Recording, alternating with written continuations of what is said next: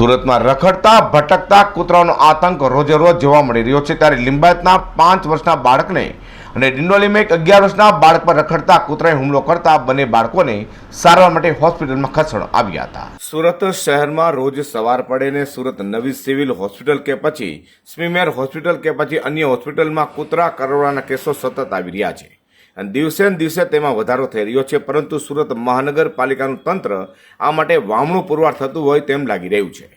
લિંબાયતના મહાપ્રભુનગર ખાતે રહેતા 5 વર્ષીય ઇરશાદ તેના ઘર પાસે રમતો હતો ત્યારે કૂતરાએ બાળક પર હુમલો કરતા તેને શરીર પર બચકા ભર્યા હતા, જેથી સારવાર માટે નવી સિવિલ હોસ્પિટલમાં ખસેડવામાં આવ્યો હતો.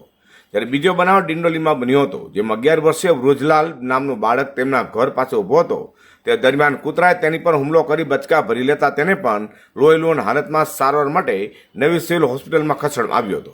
આવી રીતે રખડતા ભટકતા કૂતરાઓ હવે નાના બાળકોને પોતાના નિશાન બનાવી રહ્યા છે, તેથી તંત્રને આવા કૂતરાઓને પકડવું ખાસ જરૂરી છે, કારણ કે અહીંયાના લોકોમાં રીસનો કૂતરાઓનો ડર બેસી જવા પામ્યો છે. અઝર કુર્સી સાથે પ્રકાશવાળા.